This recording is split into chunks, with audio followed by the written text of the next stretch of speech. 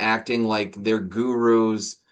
They're riding the coattails because they joined the industry, say 12 years ago, and they're like, oh, look at this giant company we built, but it was when there was no competition.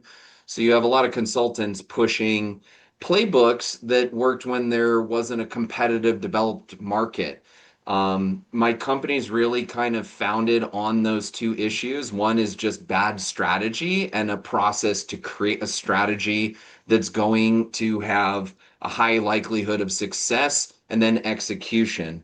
The process I mentioned directly comes from my mentor and his studies. He was the chief marketing officer for all of Boston Beer Company's brands. So he led with Jim Cook the Sam Adams strategy in the early 2000s that led to their rise to national prominence.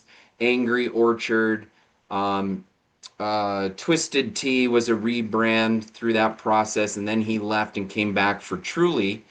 And then we've actually done some cannabis projects together as sort of his semi-retirement hobby. And I've been building this company really to scale. So we're kind of on the precipice of finishing the first case study on the management model. And I have some meetings actually this week to meet with companies who want to hand us some clients to help leverage their tech platforms. Nice.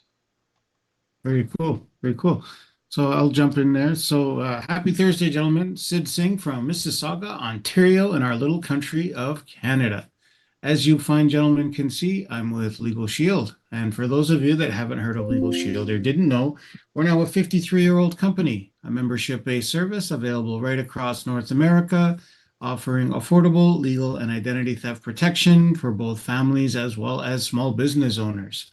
I've been lucky enough during the pandemic to have been certified as a small business solution specialist, especially during a trying time when a lot of folks are getting right-sized, downsized, kicking the pants, getting let go unjustly. If you don't know your legal rights, you basically have none. Also a community leader, I lead a number of different networking groups. I'd love to give you gentlemen a personal invite for those I haven't done so already. Let's make sure that we worry less and live more with our amazing membership. Thank you. Thank you. Back to you. Thanks, Sid.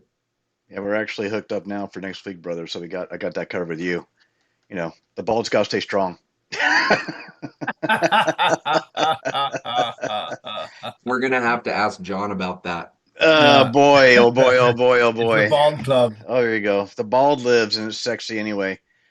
All That's right, it. Mr. Mark, go ahead and talk about doing nothing because that's what you do, nothing. Yes.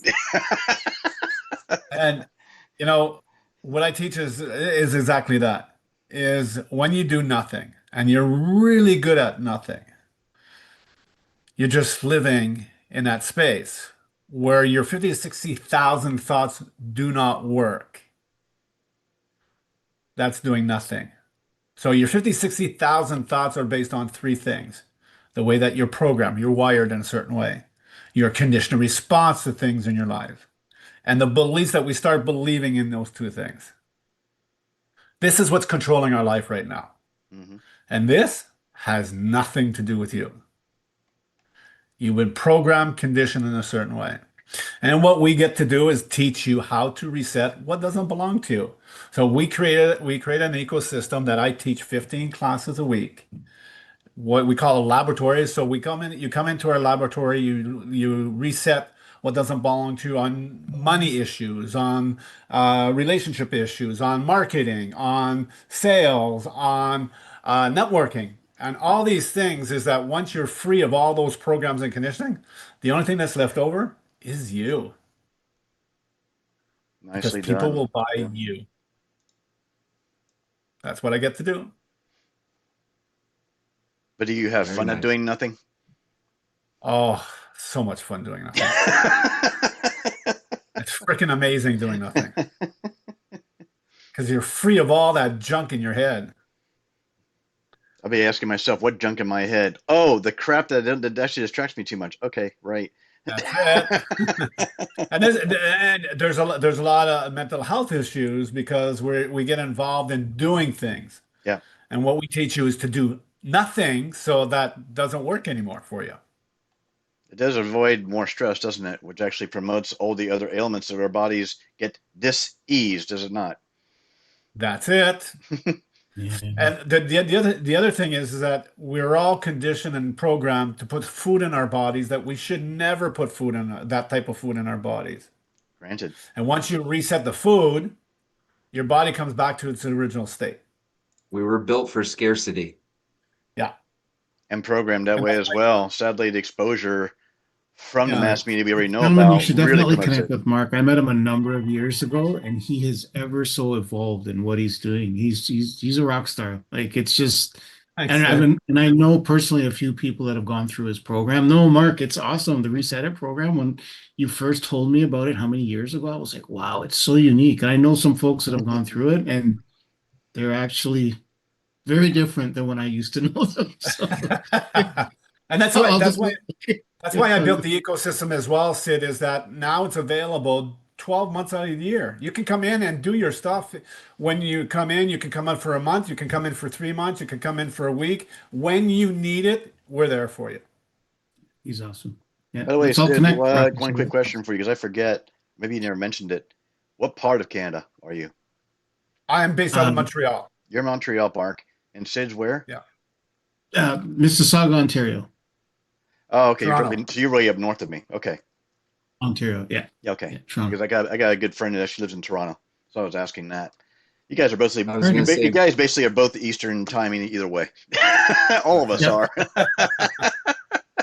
I'm the one that's that way mentor south I of all of you mentioned in too. Florida He's here, and the map is misleading because though I have a Leo, a lion behind me itself to my right, but the thing is that we focus so much on the small businesses and micro businesses that actually are hurting in order to get them going because the fact that they may have some misdirection or not knowing where they're going, and that's where we actually help out at Leo Global in order to actually give them that leverage, that strength, in a sense, get that roar back. Because some people are misled, and we do it nationwide in the states. We will be going exploring across the borders themselves because there will be Hispanic actually directions. So we're going to be going both ways because I'm bilingual myself.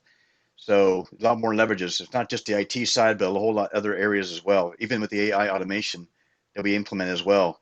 So I know I got to talk with Sid next week, which is actually I'm looking forward to, so we can actually get some solutions in for clients who are basically hurting some directions that might need some solutions. Because it's not about us; it's about them, or as I would say, it's about you. Your Yeah. success is what we care about. Beautiful. Yeah. And I've been here in And Florida actually 30 years, so you know, I mean, shit, 3 decades and more counting. I'm not leaving the state. I'll visit other places, but you ain't gonna have me move. The hell no. I don't care about the hurricanes. I got an umbrella. I got everything else I need. Yeah, it's beautiful. Once you start, and this is one of the things that we started this year as well, is that we do corporate now. So we do top You down. stepped So we up, do dude. Seriously? yeah, we set up to corporate. When we get into corporate, we do the CEOs, we do management teams and employees at the same time, all in the Mercy. same ecosystem. I applaud you for actually crossing into that barrier. That's really more restrictive, isn't it not? Yeah, well, it's the same program, and we do the same thing for teachers, for first responders. We've got team You're doing the and then education team as wise. well. Oh wow, dude, you're really Yeah, kicking it up a yeah. notch. You're not playing around.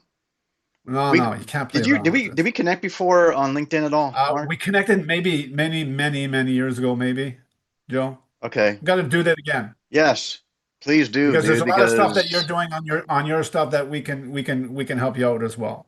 awesome, man. No, I welcome collaboration and even referrals in that direction because first responders, the respect we have to give to, as well as all the others, dude, let's Yeah, step it up that notch. Even military, I don't mind. I never yeah, was there, but you know, I don't mind working with the government partly. yeah. And then we put a nice little program for the military as well. So it's Good. really, and we've been testing it out for the last 6 months on the ecosystem, and And the it's education freaking system amazing what here happens. and up north do need it too. Yep.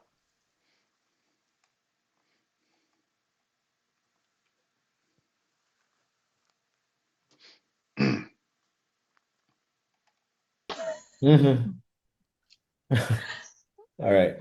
Okay, welcome back, everybody. So, before we proceed with our speaker for today, I'll be taking a quick screenshot for our social media post. So, may I ask everybody to please have your cameras ready and your poses ready? I'll be taking it in 3, 2, 1, smile. Awesome. Thank you so much, everyone. All right. So for our presenter for today, he's a seasoned marketing leader and a fractional CMO at Headstash Marketing. He has a deep experience helping brands and startups grow, especially in the cannabis and consumer goods space. He has guided dozens of launches and built marketing strategies that strengthen brand identity and drive measurable results.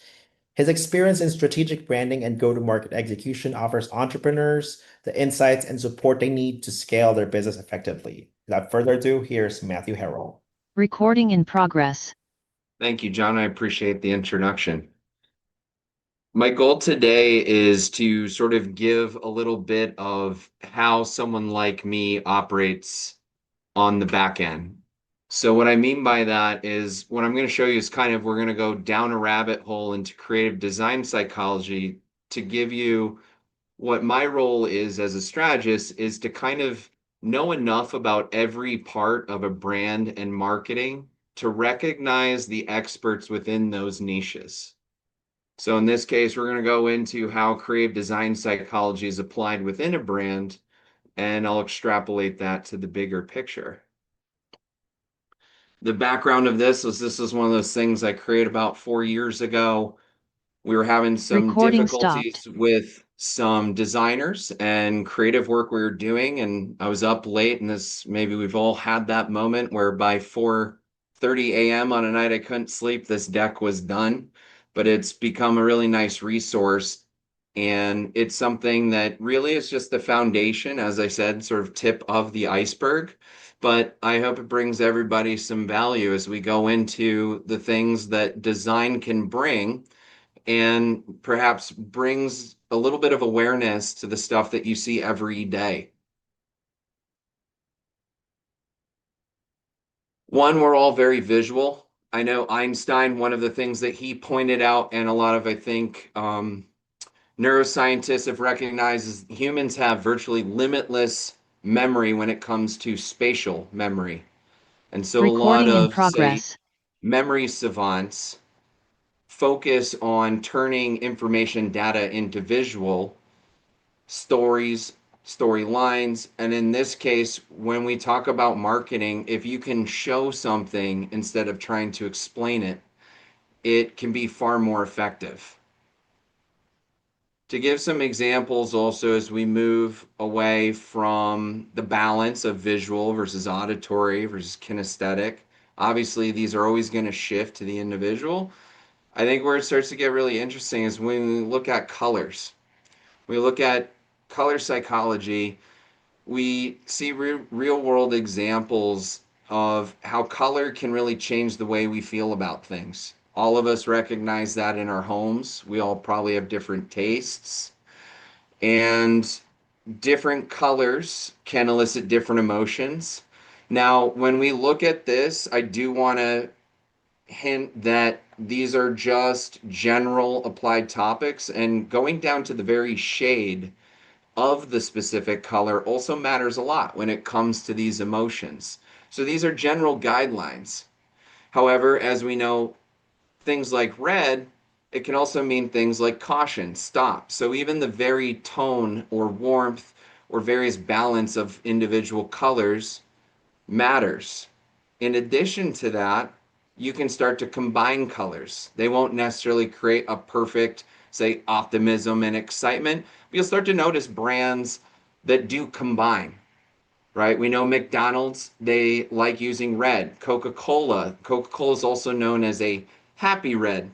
And then they're partnered with McDonald's. So when you look at that red and yellow, you get optimism. You're hopeful for a good, fresh, hot meal, and you're going to be happy about it. They named a meal after it, after all. To go a little bit deeper into this, we can kind of look at this wheel, take a moment to absorb it. And once again, this is where we can see how the different tones change. When we look at red, to stay with that example, we can create urgency. As we move towards pink, purple in between, vitality, energy, if we choose the right one, happiness. And so it doesn't mean, for instance, if you want happy, you're limited to just red, but it is worth paying attention. And part of this, again, helps me understand who I'm working with when I'm starting to build teams, as well as when we are looking from a written brand identity of how do we start to make it real. One of the misnomers is that a brand is just its logo, colors, and typography. In my standpoint, that's like maybe 5% of it, even though it may be the most prominent people notice. Just to go a bit further to drive the point home, you can see some of the power that we get just from color and visual appearance. We all might recognize, if we're foodies, Japan, in a lot of their culinary art, recognize that about 20% of how people enjoy a dish and what level that they will enjoy it is from the presentation itself. And then we start to look at the basic pairs. So when we move on from color, but as we just mentioned, color can steer emotion, we can start to understand a little bit of the duality here: joy, sadness, trust, disgust, fear, and anger, surprise, and anticipation, and how we can use elements of color, design, geometry, subject matter, like a person, the facial expressions. Some of this is to match our goals of maybe what we want to portray to the audience. It could also be how we want to make the audience feel. It's not always about steering their emotions. Sometimes we want them to understand the emotions for the sake of putting them in an empathetic or compassionate place. Other times it's for them to relate personally to this. These are the things we keep in mind when designing various campaigns, visual campaigns, could be video, the list goes on and on. I think where it gets interesting is when you start to look at some of these combinations. Anticipation and joy equals optimism. If we jump down to trust and fear equals submission. You're afraid of making a choice, but you trust the person who's pushing you towards it. You might submit to that.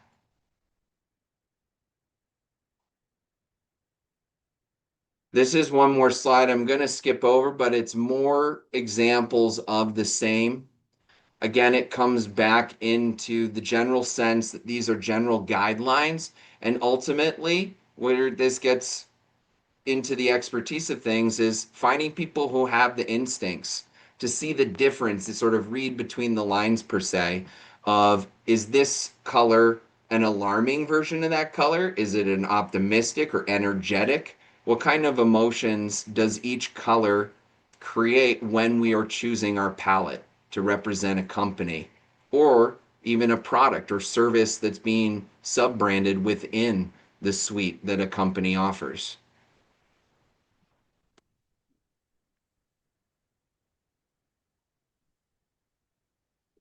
I think my favorite part of this deck is what we're moving into now, which is really just the way geometry can be used in visual presentation and design.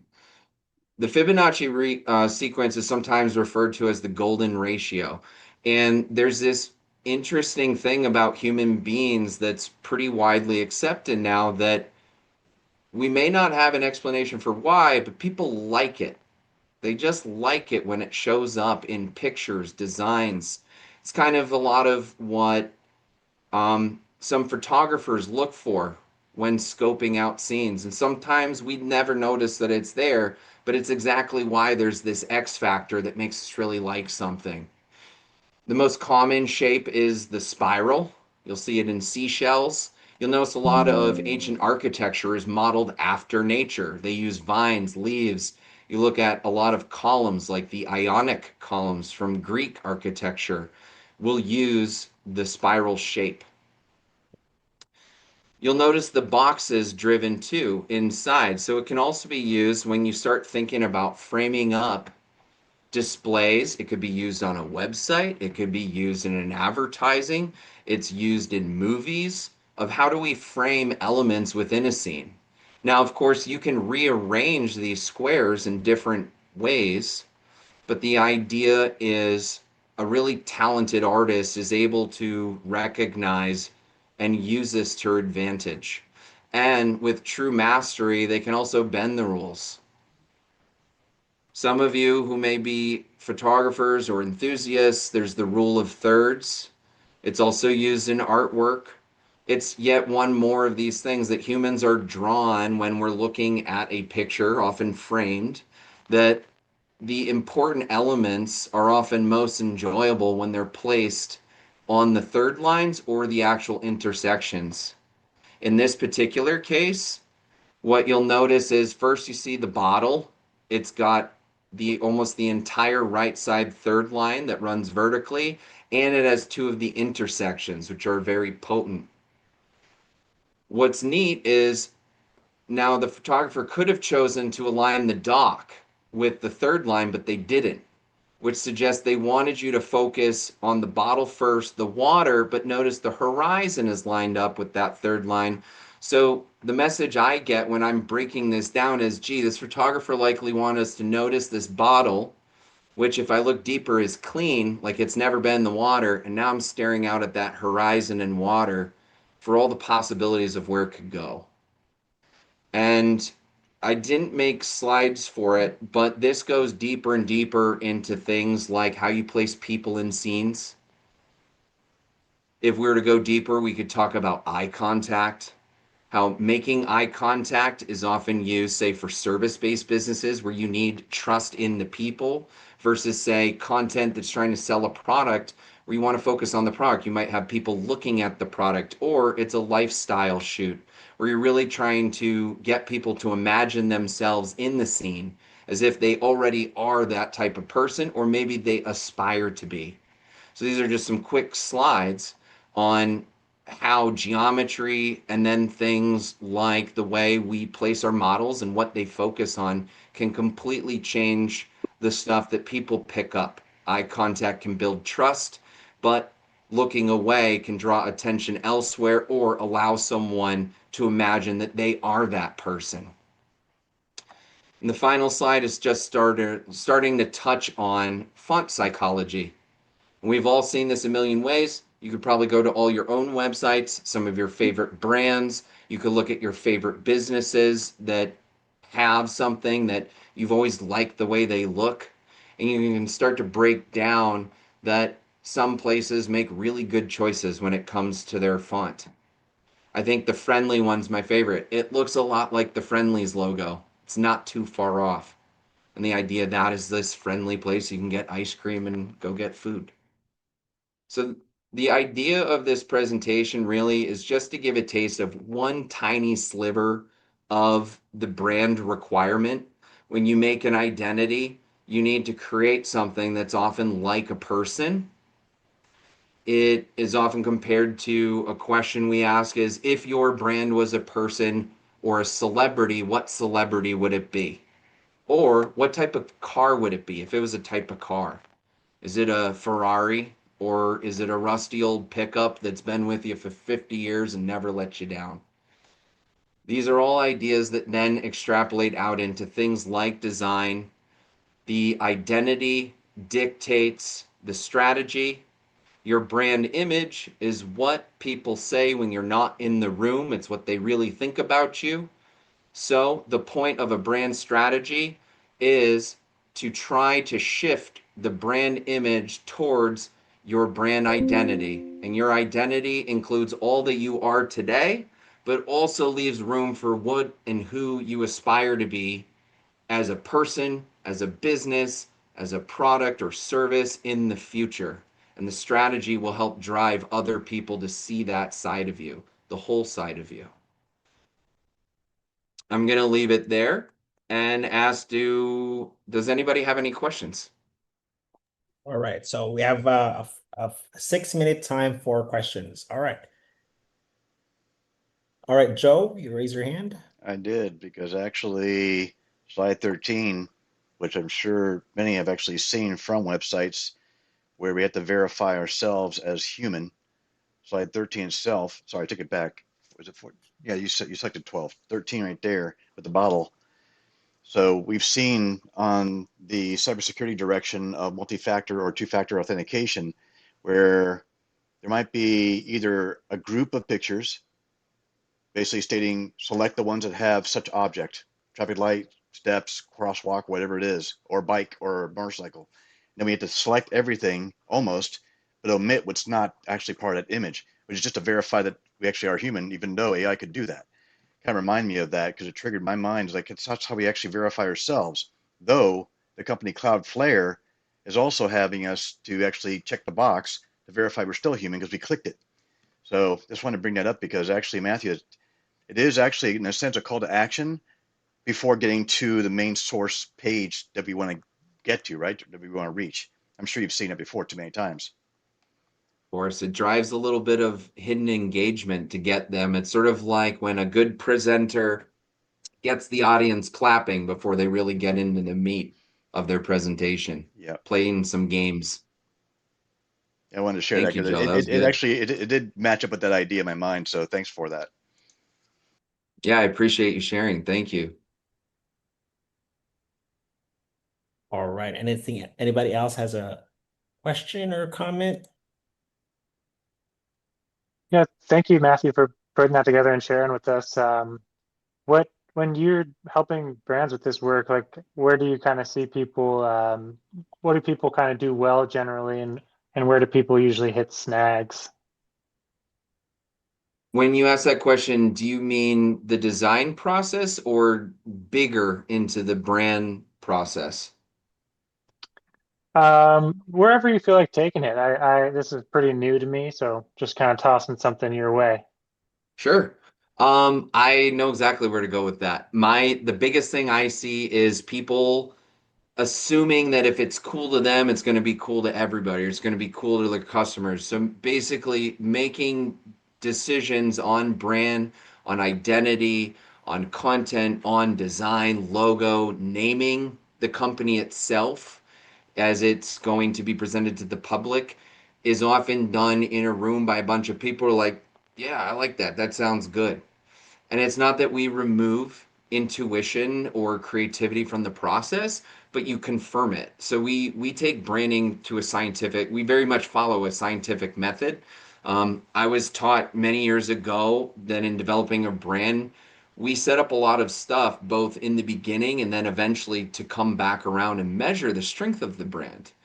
And it looks a lot like psychology experiments when we have more resources, do say focus groups. We set it up a lot like you might read about or learn in a lecture of psychology at any quality university.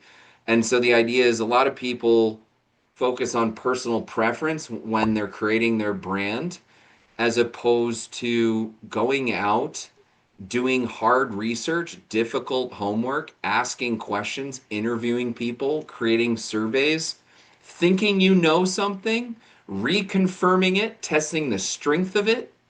And ultimately, even if you have a list of 5 things that your customers like, you also have to put a weight on it.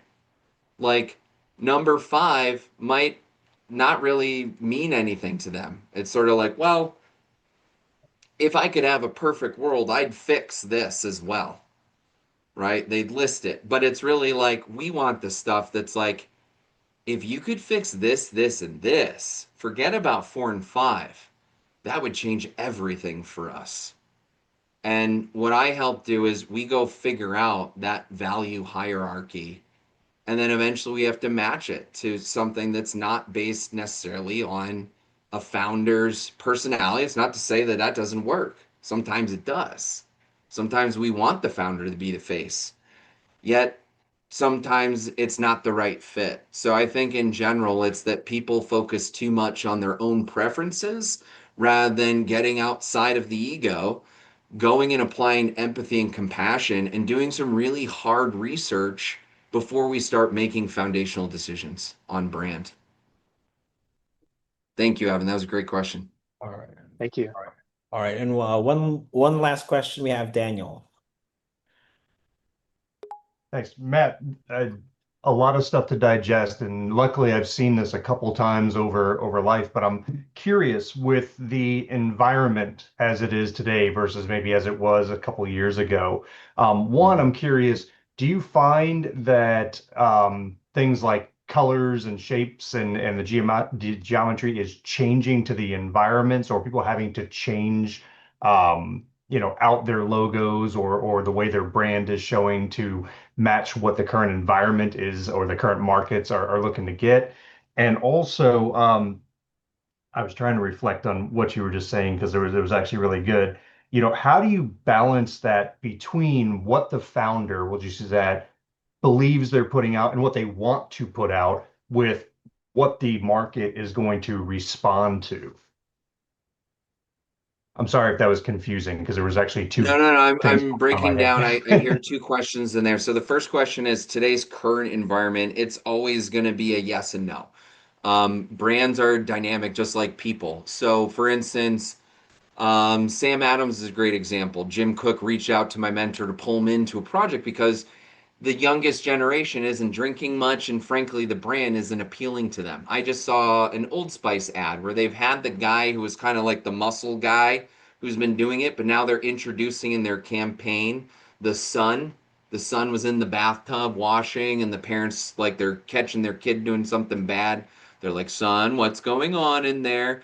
And so that was a direct introduction of a new protagonist to their long-standing brand campaign, which is really meant to build feelings around the brand Old Spice, fun, sense of humor, and built for men who want to get a good, hygienic beauty experience while still being masculine. So the answer is always going to be yes and no. Brands have to evolve over time, regardless of it's right now or 50 years ago. Eventually, they can become obsolete. Generations mature, generations pass on, and you have to ask, is your company meant to last 10 to 15 years, or is it going to be around for over 100 like Coca-Cola? Your second question, can you just refresh me on that real quick? So it was more about, so you're a founder and you're now trying to come out with what what you think is cool, what you think your image is. And, Hmm. obviously the market may not necessarily respond to that in the way you're hoping. So I imagine for someone in your position, you're kind of walking a line between, this is what the founder believes they are. And, but you're trying to take it and say, but we need for people to see this on the other side. How do you balance that when you're developing an entire branding structure? Sure. I think it always starts with agreeing upon what are our goals, like what's our mission. So what are the numbers or measurables that we can track? What would we like to see happen? Um, so measurement, I asked my mentor once. He said, we have something I like to call the gift. And I said, okay, what's that? And he goes, ADD. And I laughed, and then he goes, no, really, I may have no idea what's going over my right shoulder, but we see things that other people don't. So I said, well, how do I go from being the crazy person in the room of, say, 10 people to convincing three or four people that I know I see this thing? And I just remember he did this thing. He's like, that's a good question. After like a full minute, it was really dramatic. He just goes, data. I got really good at reading and explaining data. So it comes back. Let's set goals. Let's figure out what's important in that CEO. And then for anybody, when it comes to when we are building service-based businesses, I've just found there's an ideal client.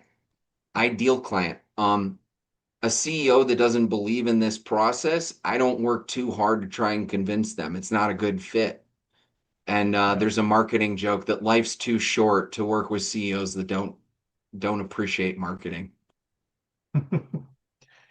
Awesome. It Thank is you. a balance, though. You got to be tactful. Thank you, Daniel. All right. All right. So that's such a wonderful educational presentation, Matthew. Matthew, how if some of them have more questions or want to reach you, how can we best reach you? Sure. Best is I'll drop my email in the chat right now and just drop me a line. I'm happy to connect through email and even do a feeler or just have a short chat, get to know each other a little bit more intimately. Wonderful.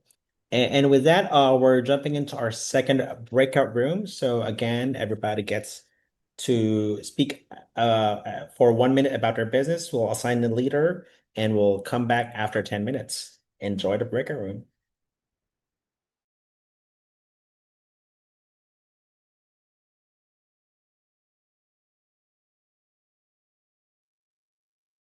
Hey, Darren. Hey, bud. How's it going, sir? Another day in paradise. Another day in paradise. Beautiful. Or nightmare. I don't do a Yes. damn thing but just answer questions, help people push buttons on a keyboard and mouse. That's about it. And I look at screens all day long. How about them apples, Mark? I don't do a damn thing to Yeah. get money for it. I'm gonna follow your But actual philosophy. Don't do a the damn thing, thing, get paid. the thing, Joe, is that I get paid for teaching people how to do nothing. See, I get paid as long as I can move a mouse, push buttons, and give an opinion. Yeah. I gotta start using your direction on that idea, because in some meetings I have used Think and Grow Rich so much because the philosophies of 17, I forget how many principles, I think 13 or 15 principles, whatever it is the principles are, they apply so damn well. And talk about being timeless. A book Yeah. that cost more than what he got paid per year working at the government, $1 a year. And the book is making millions. He's gone. Yeah. Napoleon Hill, That's it. Carnegie really did the right thing to have that guy write that book. He didn't want to do it in the first place. That cracks me up. Yeah. Hold up, Darren, you here in Florida? No, I'm in Atlanta. I went to school at Florida State. You dog. You misled me. Are you down in Florida? Oh I yeah, I am. see Tampa. Yeah, I'm in Tampa, brother. I've been here 30 years. Okay. Freaks me out a little bit. And I saw him like, wait a minute, Buck? Threw me a bit. So, No, Pierre, what are you doing, Pierre? Tell us a little bit about you. Well, I'm a little further north than Georgia or Florida.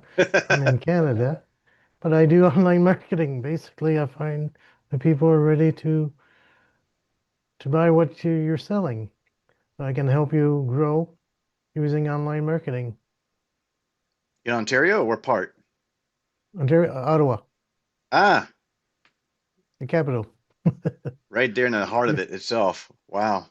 I bet it's You probably been up freezing up there? there. No, but I got a friend lives in Toronto. Actually, the weather's supposed to increase. Well, it's It's gonna gonna be the drop, snow. right?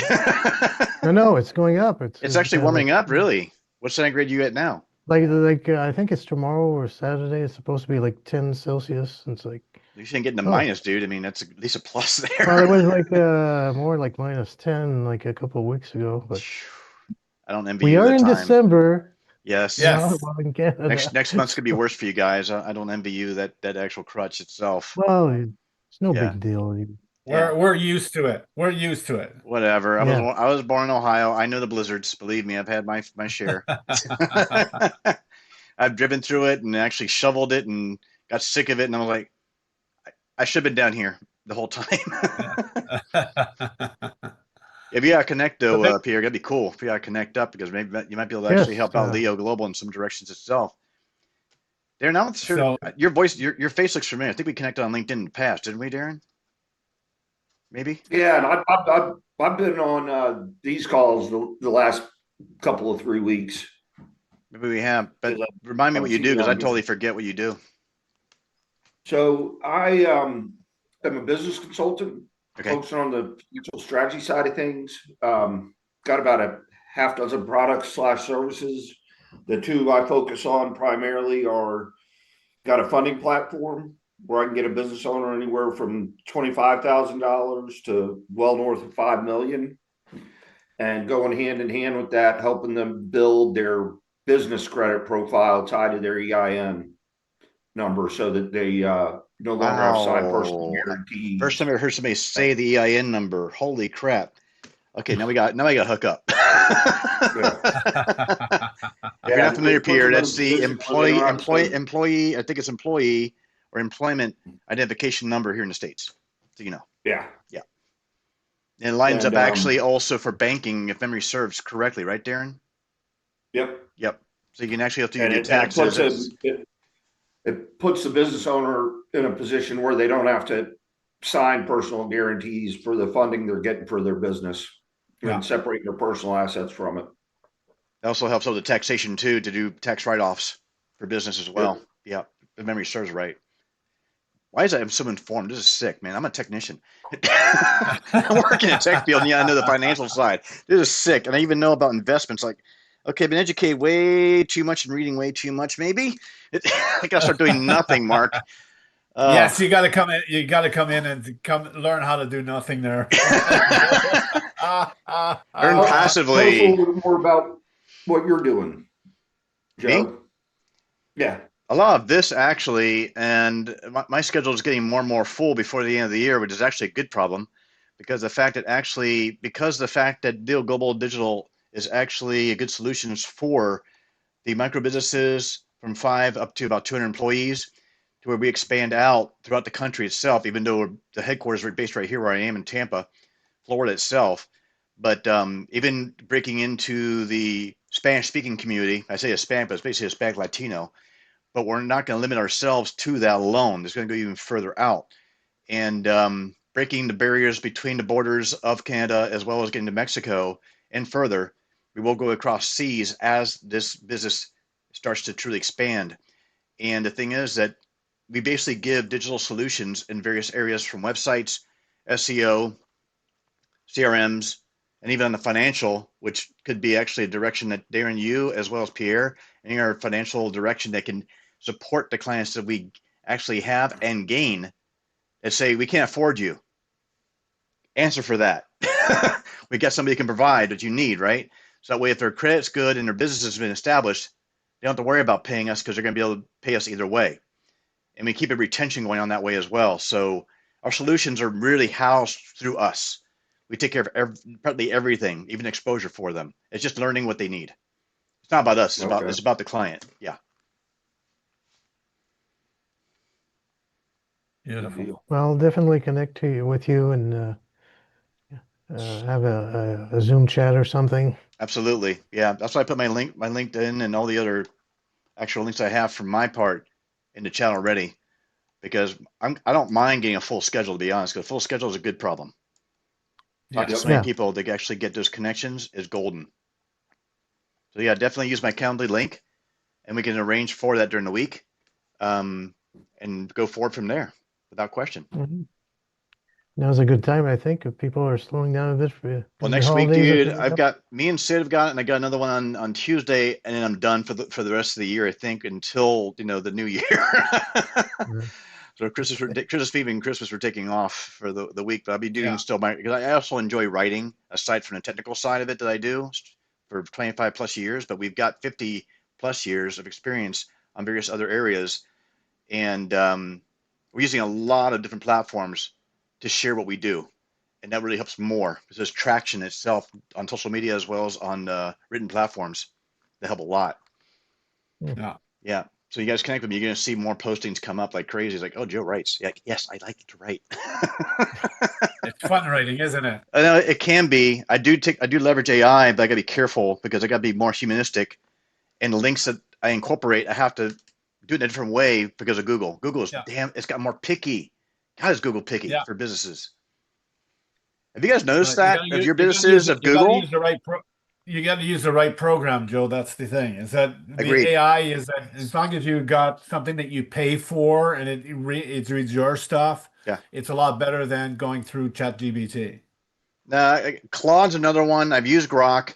I'm not I mean, the one I'm paying for is ChatGPT Pro, but I've learned the other ones may be a bit more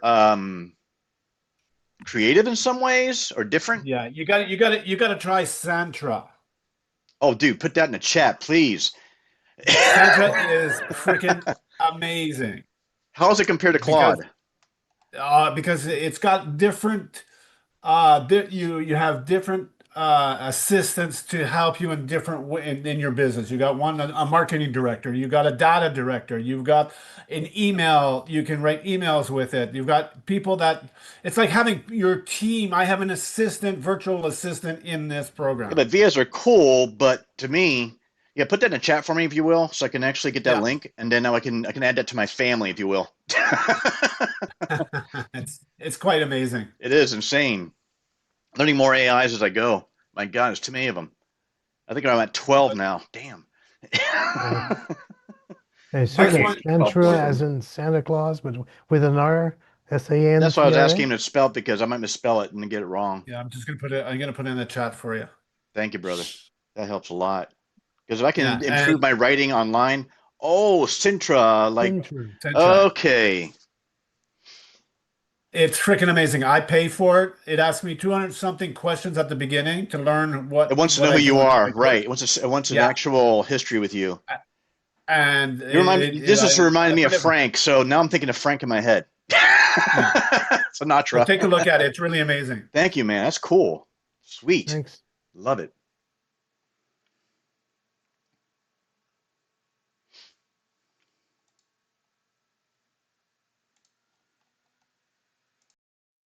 Welcome back, everyone. All right. So, if you guys absolutely enjoyed the Good Business Karma Network, we also have another event, and this is going to be our last event for 2025. I'll put the link here in the chat to join the Monday group. So we have a Monday group that runs every Mondays, 11 a.m. Eastern, and the Thursday one is every 2 p.m. So I'll put the link here in the chat. If you absolutely enjoyed the Good Business Karma Network, feel free to invite your entrepreneur friends to check it out. And so some things that we're